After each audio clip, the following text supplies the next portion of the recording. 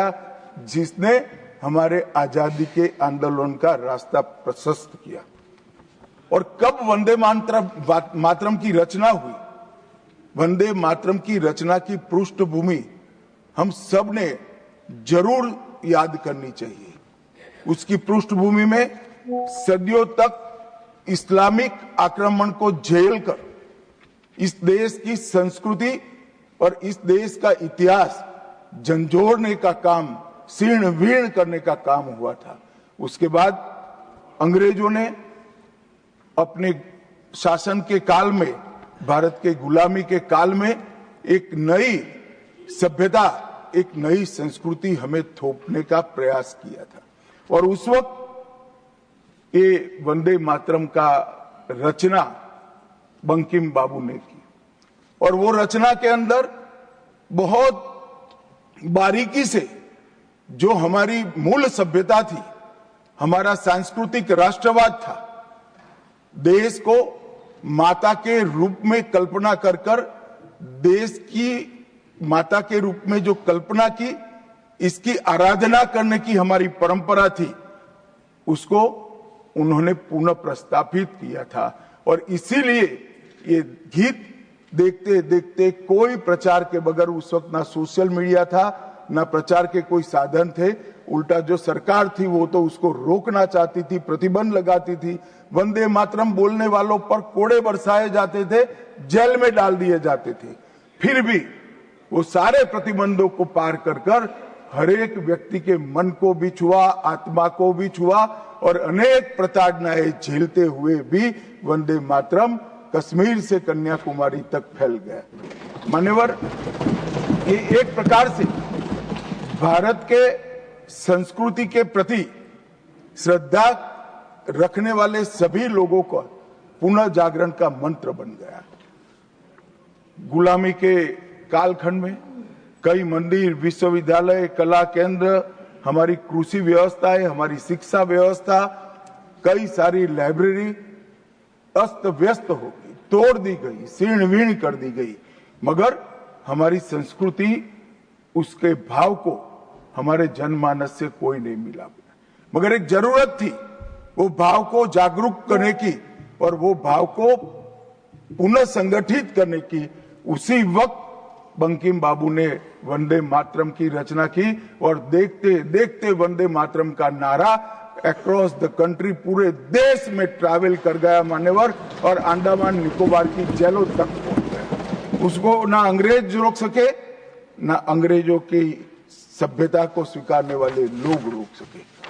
मान्यवर, वंदे मातरम ने एक ऐसे राष्ट्र को जागरूक किया जो अपनी दिव्य शक्ति को भुला चुका था। राष्ट्र की आत्मा को जागरूक करने का काम वंदे मातरम ने किया। यह इसीलिए महर्षि अरविंद ने कहा, वंदे मातरम भारत के पुनर्जन्म का मंत्र है। श्री अरविंद का ये वाक्य, इसका गर्भित अर्थ वो वंदे मातरम की महत्ता को बताता है।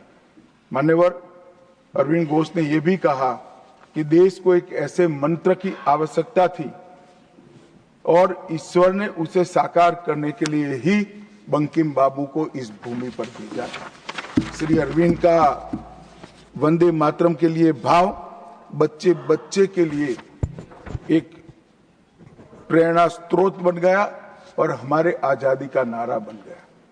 मान्यवर, हमारे देश को जो लोग समझते हैं, लोग जो जानते हैं, वो सभी लोगों को मालूम है कि हमारा देश पूरी दुनिया में एक प्रकार से अनूठा देश है। दुनिया के कई देशों की रचना अधिनियमों से हुई है। कहीं युद्धों के कारण हुई, कहीं युद्ध के बाद संधि के कारण हुई। भारत एकमात्र ऐसा देश है जिसकी सीमाएं कोई अधिनियम से तय नहीं की है।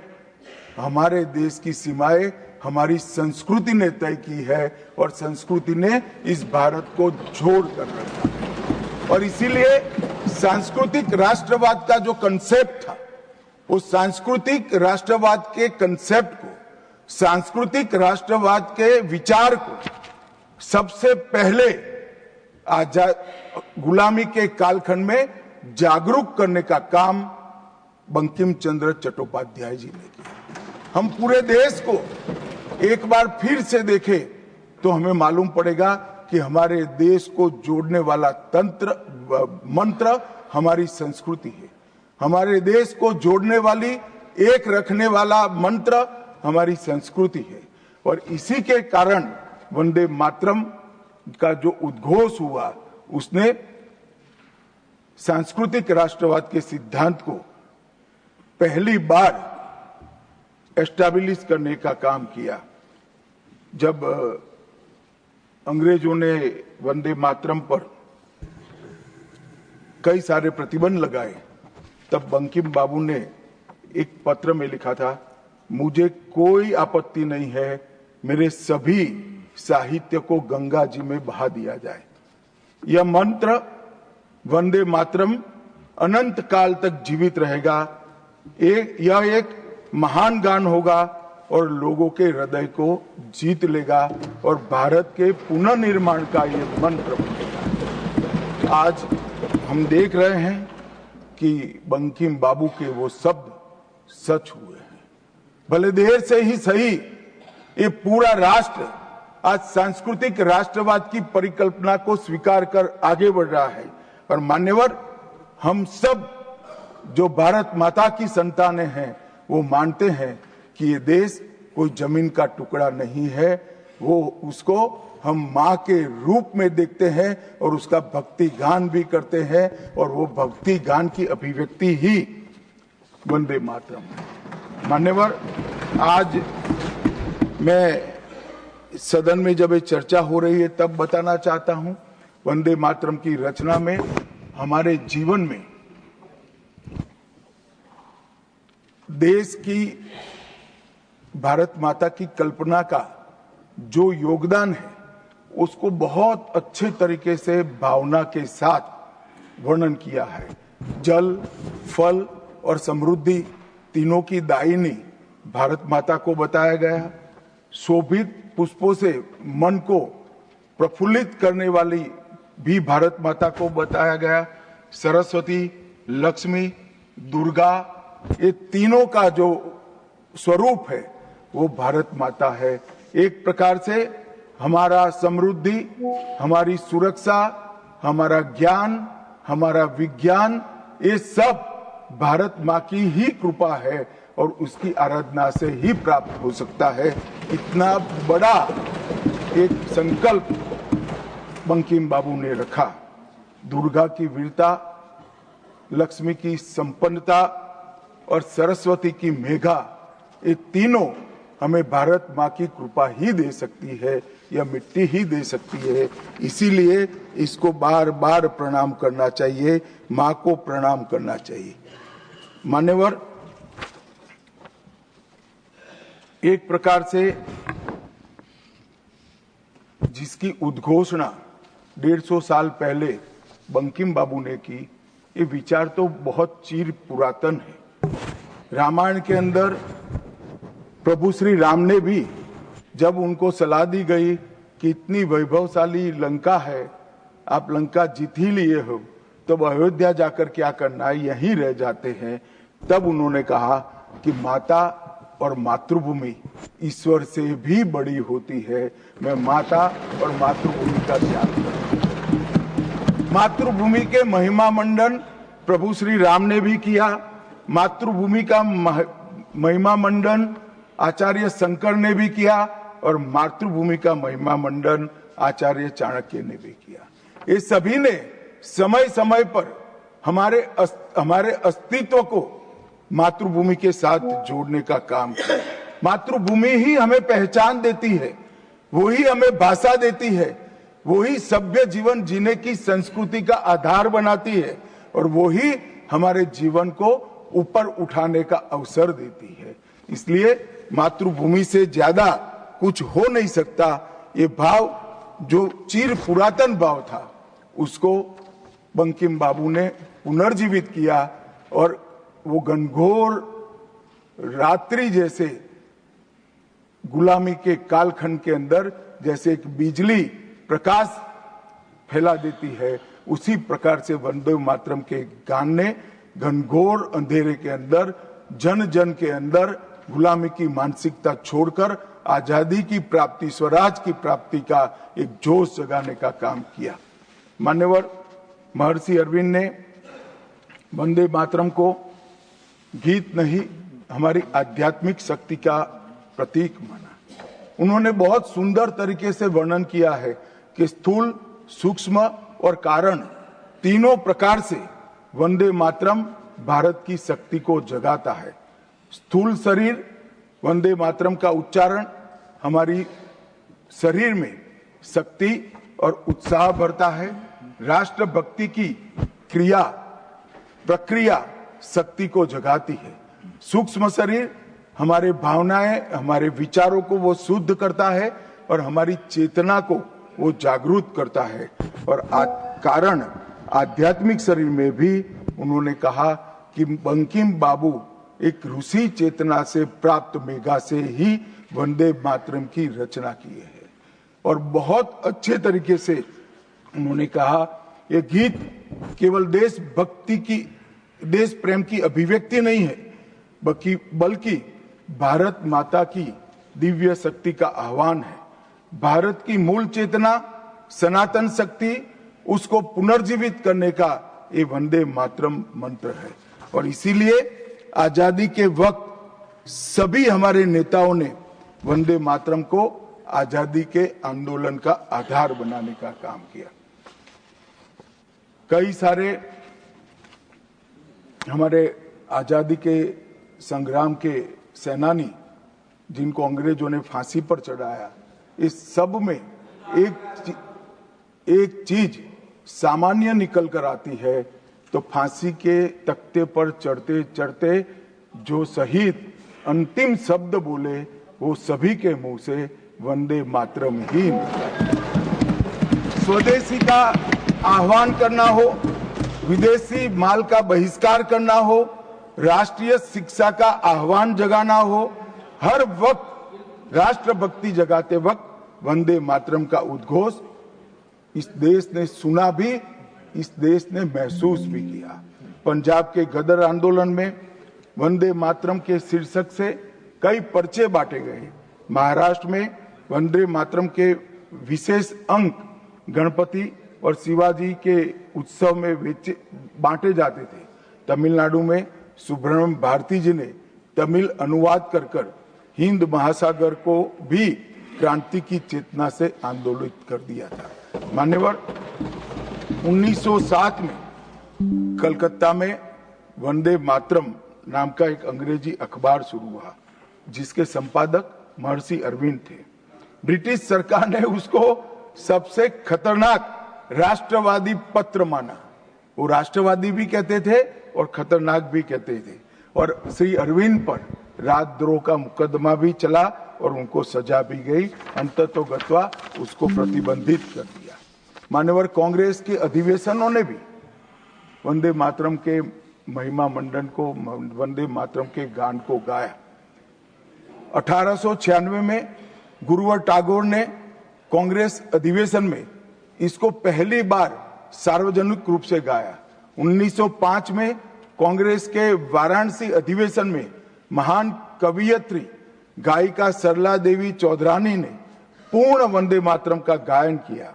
और 15 अगस्त 1947 को जब देश आजाद हुआ, सुबह 6:30 बजे सरदार पटेल के आग्रह पर पंडित ओमकारनाथ ठाकुर जी ने आकाशवाणी से अपने मधुर स्वर में वंदे मातरम का गान कर देश को भावुक कर दिया। और ये सभी भावना को देखते हुए संविधान सभा की अंतिम बैठक 24 जनवरी 1950 को संविधान सभा के अध्यक्ष राजेंद्र प्रसाद जी की अध्यक्षता में जो हुई, उसमें राष्ट्रगान के बराबर सम्मान देते हुए वंदे मातरम को राष्ट्रगीत घोषित करने का काम किया। मान्यवर, मैं कल देख रहा था कांग्रेस के कई सदस्य आज वंदे मातरम की चर्चा क्यों जरूरी है और इसको एक राजनीतिक हथकंडा या तो मुद्दों पर से ध्यान भटकाने का एक हथियार मानते थे। मान्यवर, मुद्दों पर चर्चा करने से कोई नहीं डरता है। संसद का बहिष्कार हम नहीं करते हैं। संसद का बहिष्कार अगर करना है, संसद का बहिष्कार न करे, संसद चलने दे, तो सब मुद्दों पर चर्चा होगी। हमें कुछ डरने जैसा नहीं है, छिपाने जैसा नहीं है। कोई भी मुद्दा हो, हम चर्चा करने के लिए तैयार है। परंतु वंदे मातरम के गान की चर्चा को, वंदे मातरम के गान पर की चर्चा को टालने की ये मानसिकता ये नई नहीं। मान्यवर, ये तो वंदे मातरम का 150वां साल है। हर महान रचना का, हर महान घटना का महत्वपूर्ण साल कई मायनों में हमारे देश में मनाता जाता है। तो ये तो 150वां साल है। अब हम थोड़ा पीछे मुड़कर देखते हैं मान्यवर, जब वंदे मातरम के 50 साल हुए तब क्या हुआ? वंदे मातरम के 50 साल हुए, देश आजाद नहीं हुआ था।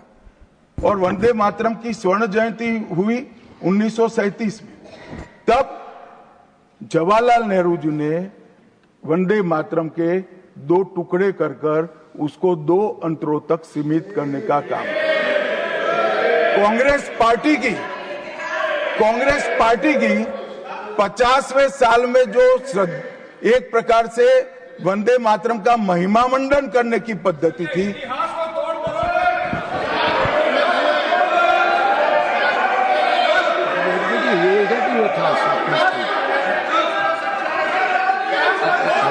Right here, you will get your chance to speak, na? Unless he yields, right here, no. Unless he yields, how I can? Unless he yields, how I can? मान्यवर, 1 मिनट में उनको बहुत समय दिया गया, अपने समय पर बोले ना, मुझे कोई आपत्ति नहीं। आपका समय, खड़गे साहब आपका समय आएगा। Garge ji, सभापति you are going to get your time. Please wait. Garge ji, you are going to get your time. Please wait. Let him speak.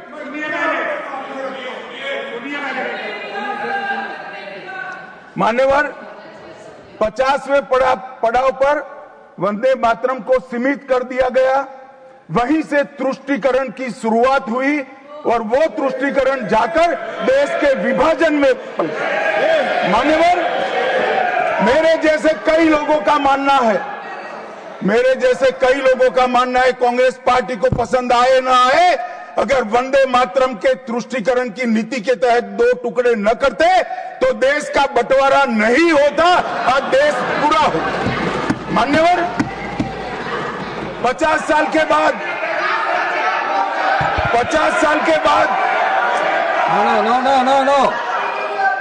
No, nothing will 50 साल go के on बाद record except honorable minister's speech.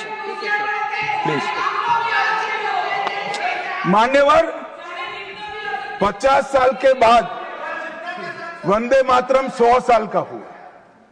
सबको था कि 100 साल मनाए जाएंगे, 100 साल मनाए जाएंगे, मगर 100 साल हुआ तब वंदे मातरम का महिमा मंडन का सवाल ही नहीं था, क्योंकि वंदे मातरम बोलने वाले जो सारे लोग थे उनको इंदिरा जी ने जेल में बंद कर दिया। इस देश में आपातकाल लगाया गया। विपक्ष के लाखों लोगों को, लाखों समाज सेवियों को, स्वयंसेवी संगठन के लोगों को जेल में भर दिया गया। कोई कारण के बगैर अखबारों पर ताले लगा दिए गए। यहां तक कि आकाशवाणी उस वक्त एक ही माध्यम था, आकाशवाणी में किशोर कुमार की आवाज ही नहीं आती थी, ड्यूएट गाने भी लता जी की आवाज में ही आते थे। मान्यवर, पूरे देश को जब वंदे मातरम 100 साल का हुआ, पूरे देश को बंदी बनाकर रख दिया। और कल 150वां साल है। 150वें साल में लोकसभा में चर्चा हुई। साहब, ये कांग्रेस पार्टी की स्थिति देखिए। जिस कांग्रेस पार्टी के अधिवेशनों की शुरुआत गुरुवर टागोर जैसे लोग वंदे मातरम गा कर कराते थे, वंदे मातरम कांग्रेस पार्टी के आजादी के आंदोलन का एक मंत्र बना था। वो वंदे मातरम के महिमा मंडन करने के लिए जब लोकसभा में चर्चा हुई, गांधी परिवार के दोनों सदस्य नदारद थे, दो में से एक भी। वंदे मातरम का विरोध आज भी जवाहरलाल नेहरू से लेकर आज के कांग्रेस के नेतृत्व तक कांग्रेस के खून के अंदर बसा। मान्यवर,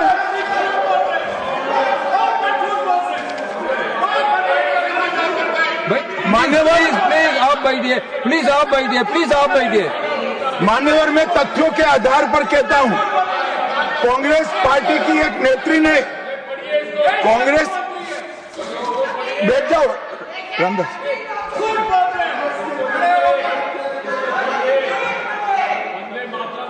अरे दिग्विजय जी, अब नौकरी पक्की है, इस आयु में क्या कर रहे हो भैया? अब नहीं जाएगी नौकरी। मान्यवर, मैं जो कह रहा हूं वो रिकॉर्ड का हिस्सा है दूसरे सदन का।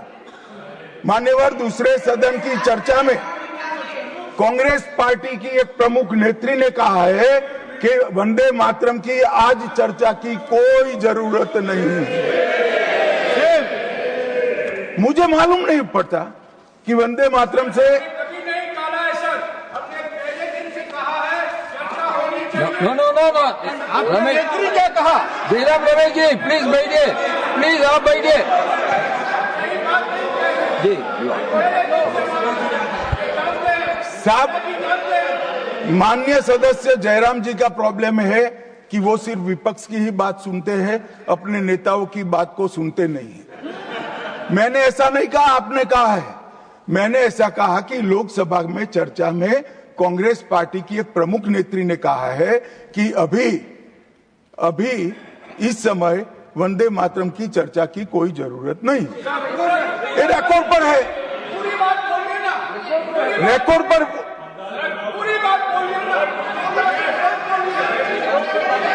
मान्यवर, आप बैठिए। मान्यवर,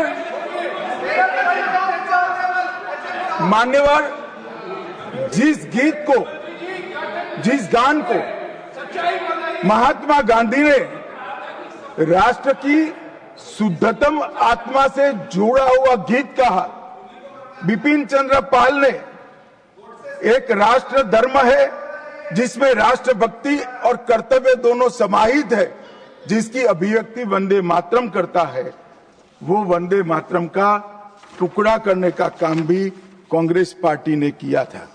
मान्यवर, अंतर्राष्ट्रीय स्तर पर भी वंदे मातरम ने हमारे आजादी के आंदोलन को गति देने का काम किया।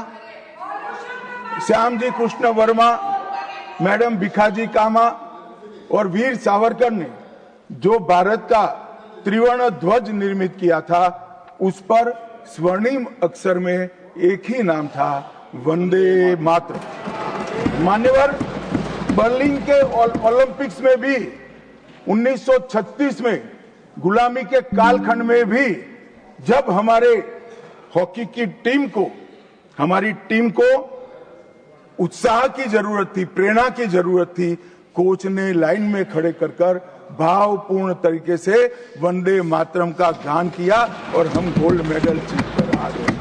मान्यवर, भारतीय जनता पार्टी की रचना हुई तब से हमारी तो पार्टी की रचना ही सांस्कृतिक राष्ट्रवाद और ये देश अपने मूल संस्कृति के आधार पर, मूल विचारों के आधार पर चलना चाहिए, पाश्चात्य संस्कृति के आधार पर नहीं चलना चाहिए। इसीलिए हमारी पार्टी की स्थापना थी। मान्यवर, इस संसद में वंदे मातरम के गान को बंद करा दिया है। अब फिर से खड़े हो जाएंगे कि नहीं आप गलत बोल रहे हो, मगर इस रिकॉर्ड है मान्यवर महोदय। 1992 में भाजपा सांसद श्री राम नाईक ने एक शॉर्ट ड्यूरेशन डिस्कशन के माध्यम से वंदे मातरम को संसद में फिर से गाने की शुरुआत करने के लिए एक मुद्दा उठाया और उस वक्त प्रतिपक्ष के नेता लाल कृष्ण आडवाणी जी ने बहुत प्रमुखता के साथ लोकसभा के स्पीकर को कहा कि इस महान सदन के अंदर वंदे मातरम का गान होना चाहिए, क्योंकि संविधान सभा ने इसको स्वीकारा है। और फिर लोकसभा ने सर्वानुमत से 1992 में वंदे मातरम के गान की शुरुआत की। मान्यवर, हम जब वंदे मातरम की गान की शुरुआत कर रहे थे, उस वक्त भी मैं नाम देना नहीं चाहता, वरना औचित्य के सवाल उठाएंगे, कुछ टेक्निकल मुद्दे उठाएंगे, मगर इंडी अलायंस के ढेर सारे लोगों ने, मेरे पास नाम की सूची है, इनको आपत्ति नहीं हो तो मैं पढ़ सकता हूं, ढेर सारे लोगों ने कहा था कि हम वंदे मातरम नहीं गाएंगे, ना बोल दिया। और मैंने मेरी आंख से देखा है, कई सारे सदस्य वंदे मातरम होता है तो वंदे मातरम के गान के पहले संसद में बैठे होते हैं तो भी खड़े होकर बाहर चले जाते हैं।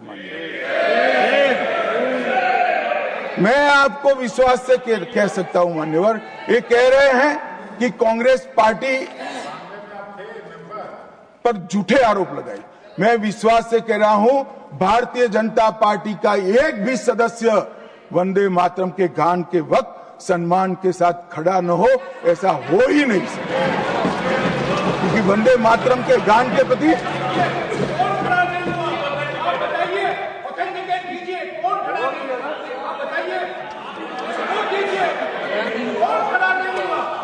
आप बैठिए, आप बोथ बैठिए प्लीज, आप बोथ बैठिए प्लीज, बैठिए please. You will get your chance to speak. You can say your opinion when the turn comes to you.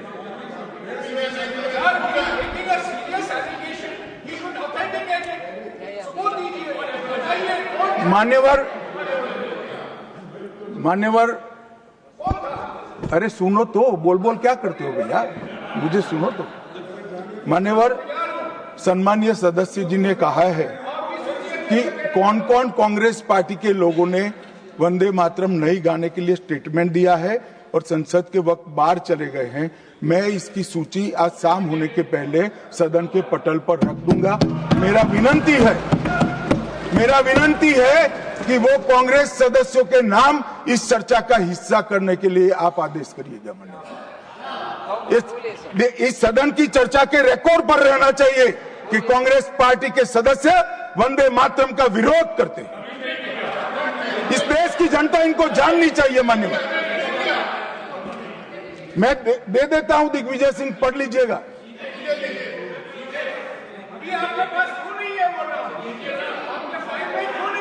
मान्यवर,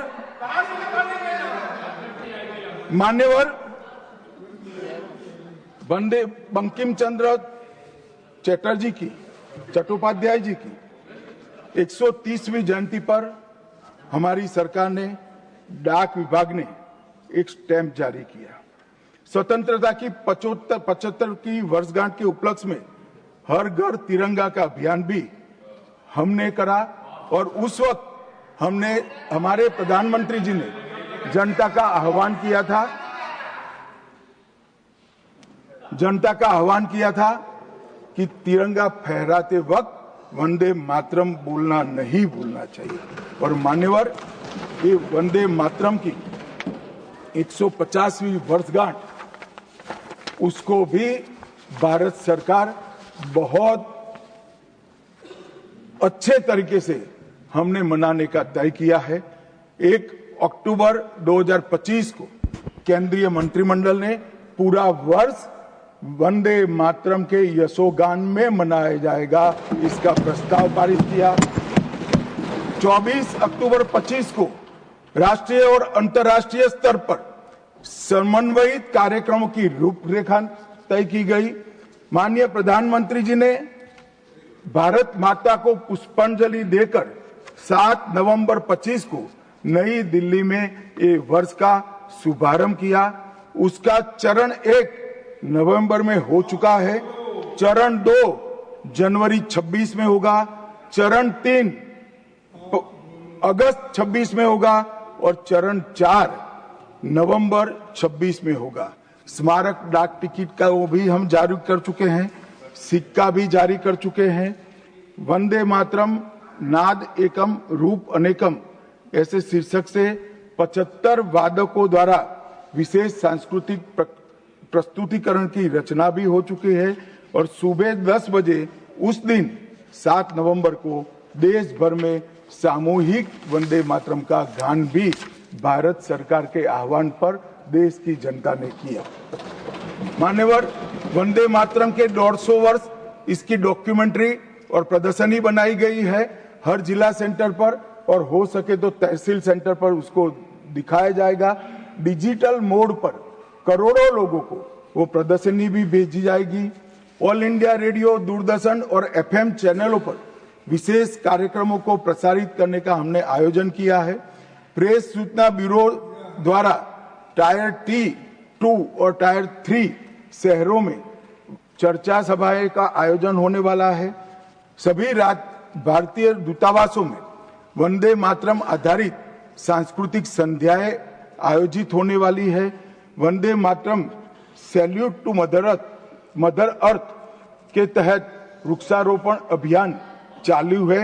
हाईवे पर देशभक्ति आधारित वंदे मातरम के इतिहास को दर्शाते हुए भित्ति चित्र भी हम रखने वाले हैं।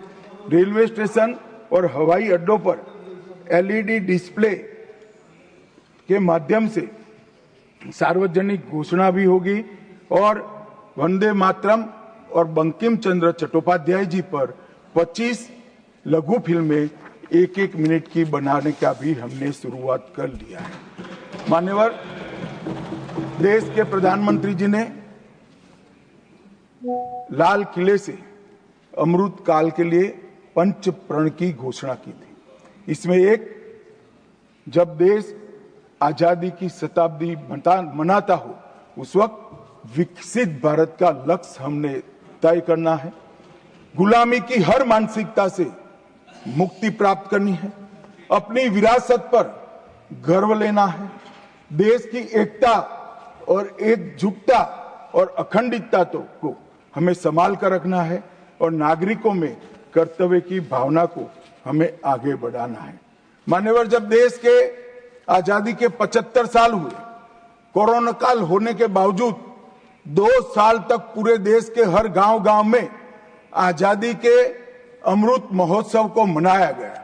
अमृत महोत्सव के माध्यम से इस देश की युवा पीढ़ी को हमारी 1857 से 1947 तक की पूरी आजादी के संघर्ष को हमारे युवाओं को परिचित कराया। कई नामी, कई अनामी, जिनके नाम भी इतिहास में दर्ज नहीं हुए, ऐसे स्वतंत्रता संग्राम के नायकों को ढूंढकर उनके स्मारक बनाए गए।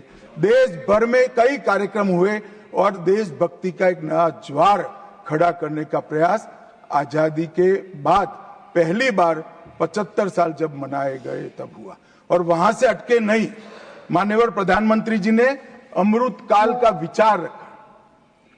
आजाद हुए तब से 75 साल जितनी भी सरकारें आई, अच्छा काम किया, सबने देश को बहुत आगे बढ़ाया है। हमने हमारे लोकतंत्र को पाताल से भी गहरा पहुंचाया है। हमारे लोकतंत्र की जड़ें आज मजबूत हो चुकी है मान्यवर। मगर 75 से 100 साल का एक कालखंड अमृत काल के रूप में इसका नामकरण प्रधानमंत्री नरेंद्र मोदी जी ने करा और देश के युवाओं के सामने एक संकल्प रखा मान्यवर कि आजादी का अमृत महोत्सव से आजादी की शताब्दी तक ये जो पूरा कालखंड है वो देश को महान बनाने का कालखंड के रूप में हम उसको चैलेंज के रूप में लेंगे, एक चुनौती के रूप में लेंगे। और जब आजादी की शताब्दी मनाई जाएगी, ये देश पूरे विश्व में हर क्षेत्र में नंबर 1 पर होगा।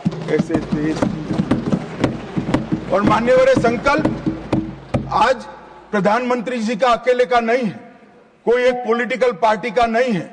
कुछ लोग भले उसको राजनीतिक नारा समझते हो, मगर ये संकल्प 140 करोड़ भारतीयों का संकल्प है और ये पूरा होकर, और इसीलिए ये दैव योगी ही है कि जब अमृत काल हम मना रहे हैं तभी वंदे मातरम के 150वां साल आज आया है और फिर से एक बार इसके माध्यम से हम राष्ट्रभक्ति को जगाने का काम करेंगे। मान्यवर, मैंने पहले भी कहा कि वंदे मातरम काल बाह्य कभी नहीं होगा। उसकी रचना हुई तब भी उसकी इतनी ही जरूरत थी जितनी आज है।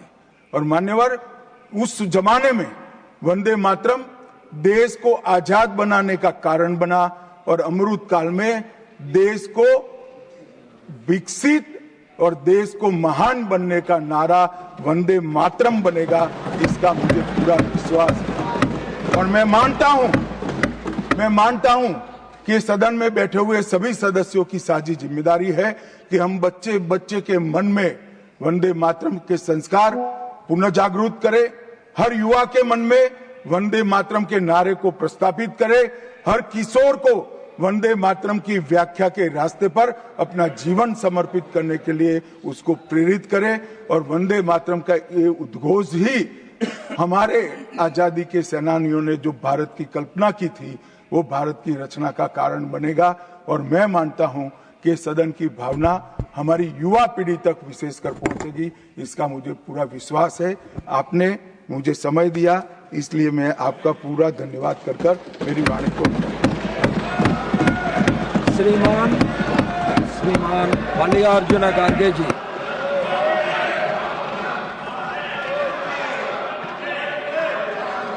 श्रीमान मल्लिकार्जुन खड़गे जी।